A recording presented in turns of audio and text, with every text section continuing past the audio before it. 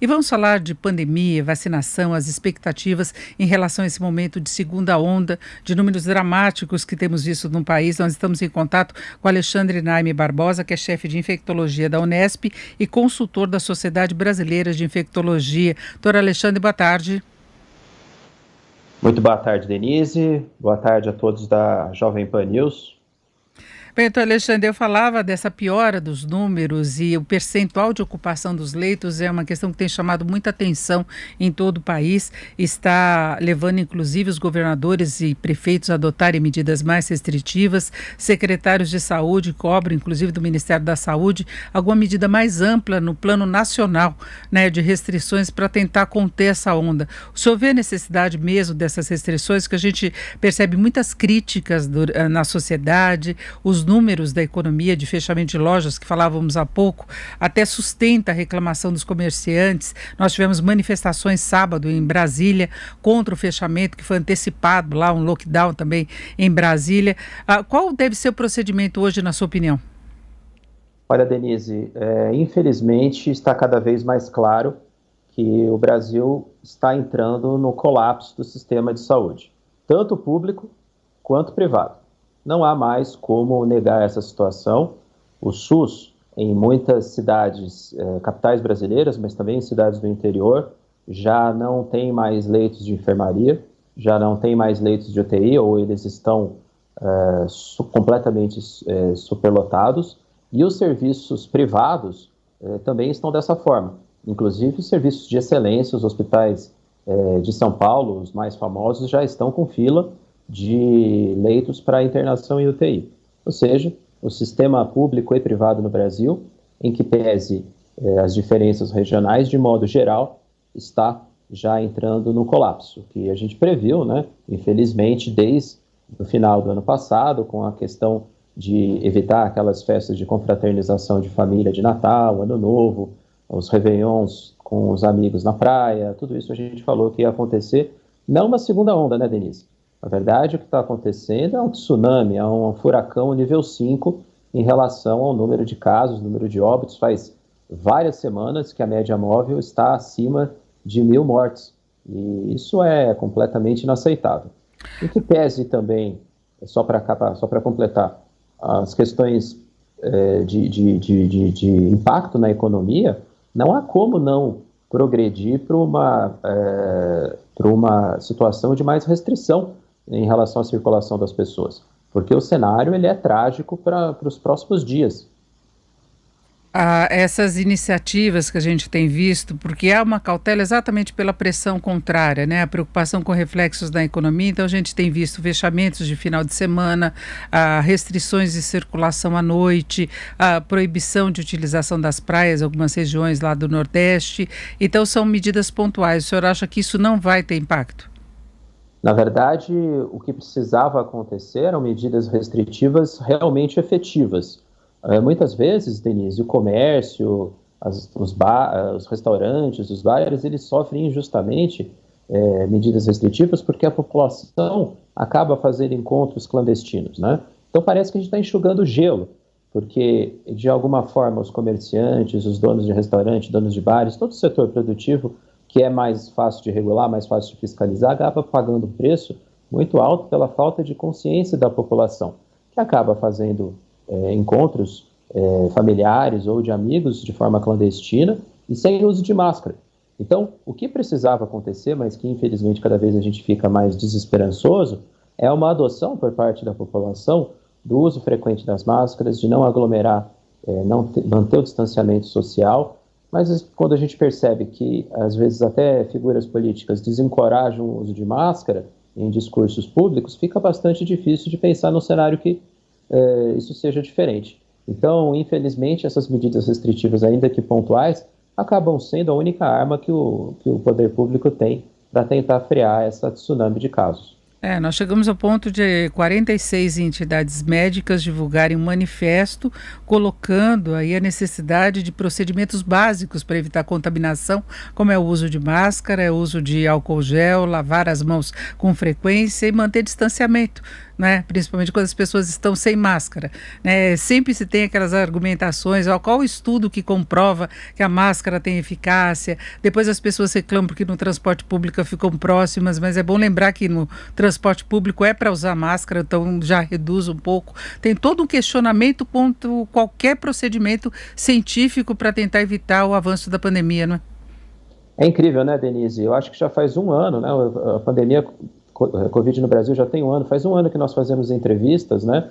Falando da importância do uso da máscara, do distanciamento social, de higiene das mãos. E, às vezes, parece que a gente está voltando no tempo. Volta um ano atrás, as mesmas coisas. Não há dúvida nenhuma, a ciência já deu essa resposta muito clara. A Covid é uma doença de transmissão respiratória, principalmente através de gotículas. São pequenas gotinhas de água que se transmitem à pessoa falar, tossir, espirrar. Portanto, o uso da máscara, mesmo que de tecido, diminui bastante a transmissão. Assim como o distanciamento social, se possível, né? Lógico que no transporte público de massa isso fica mais complicado, e higienização das mãos com água e sabão ou álcool gel. Isso já é algo que as pessoas deviam incorporar na prática do dia a dia nesse novo cenário de pandemia. Então, é desgastante e é por isso até que o Brasil enfrenta esses números trágicos, né? Isso vai ficar marcado na história do Brasil como, infelizmente, uma falta de conscientização da população amplificada por discursos políticos que, sinceramente, chegam a dar vergonha do ponto de vista de como são anticientíficos. Agora, em que momento que a vacinação pode começar a virar o jogo? A que nível de imunidade teríamos de chegar para se controlar de fato a pandemia? Com as vacinas que nós temos atualmente no Brasil, com uma eficácia de 50% a 70% em relação a não ter Covid grave, né, nós teríamos que ter uma vacinação em massa que englobasse cerca de 70% a 80% da população no mínimo. E, infelizmente, a vacinação acontece a passos de tartaruga lenta, então fica pouco provável que esse cenário tenha alguma modificação até o final do ano se a população não colaborar. Ou seja, com essas vacinas que nós temos, o percentual de pessoas que precisariam ser imunizadas é muito alto, frente à velocidade que a gente vê que está acontecendo no dia a dia, ainda que haja promessas de compras de outras vacinas ou de aumento de produção.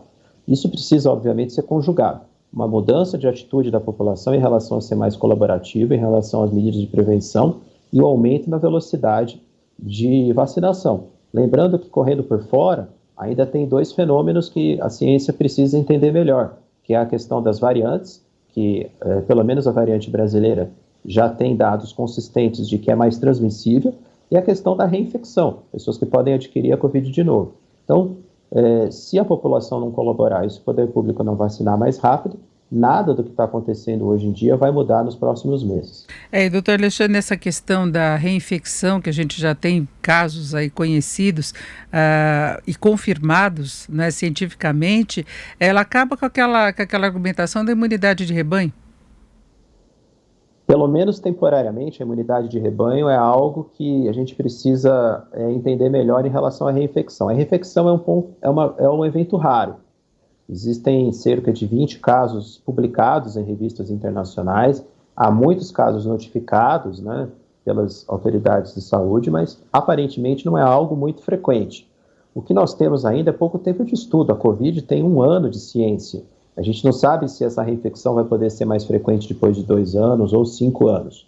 Por isso que é tão importante que, junto com a vacinação em massa, em rápida velocidade, seja efetuado também uma mudança de comportamento da população em relação às medidas de prevenção que a gente já discutiu.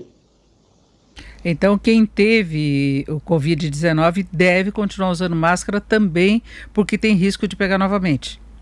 Exatamente. É por isso que quem já teve Covid não pode ser entendido como uma pessoa que já está imune, assim como as pessoas que foram vacinadas. As vacinas que estão disponíveis, elas não impedem a transmissão do vírus, elas impedem formas graves. A gente também tem insistido bastante nisso, né, Denise?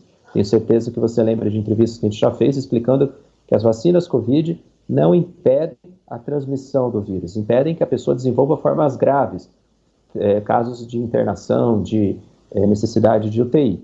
Então, mesmo tendo tido um episódio de Covid no passado ou sendo vacinado, as pessoas têm que manter as regras de prevenção, que é uso de máscara, distanciamento social, higiene das mãos. Não é como acontece, por exemplo, com vacina de sarampo, que a pessoa fica de fato imune, e outras vacinas. Essa seria mais parecida com a vacina de gripe? Perfeito, Denise. Essa é uma ótima analogia.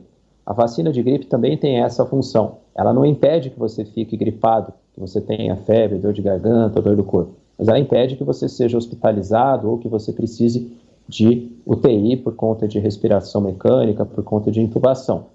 A vacina Covid é igualzinha. Ela diminui a chance de Covid grave, que é o que mais importa nesse momento, porque nós estamos tendo aí, como a gente já disse, o início do colapso do sistema de saúde, tanto no setor privado quanto no setor público no Brasil.